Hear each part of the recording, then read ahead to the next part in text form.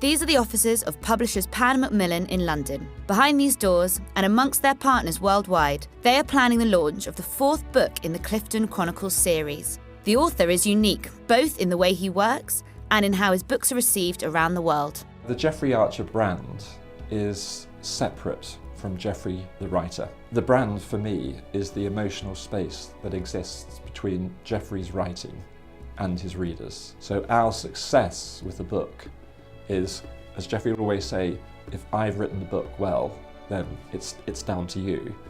And he's quite right. We understand that emotional space between Geoffrey's writing and his readers, and it's why we've been able to grow his sales.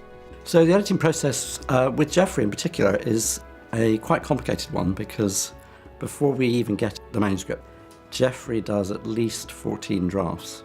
I can't think of another author that I work with who does that many drafts and works so diligently on it. He's a man who has boundless energy and enthusiasm. He can be quite challenging, but in a really exciting way. And also it's just great to be working on something that's so successful. Sometimes Geoffrey will ring up and suggest things that he thinks are particularly pertinent to his book. But apart from that, I think he generally leaves us to work through our own ideas. The ship was, I think, the key element to it. So the way we came at that one was literally just to research all sort of images of ships and dockyards and images of a couple. I worked through the best way to put those images together, really. And I suppose above all, actually, to give a sense of this classic story.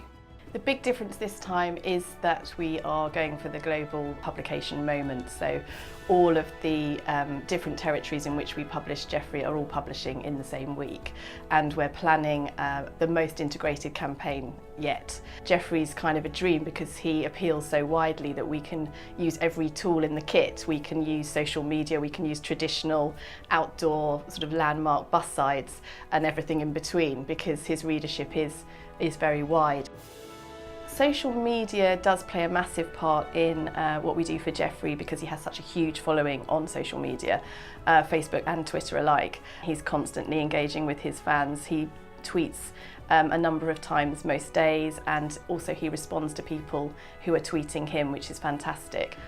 The reason I think Geoffrey's books work so well globally is just because of the universal nature of his stories. They're about love and rivalry and passion and adventure and all sorts of really universally appealing characters.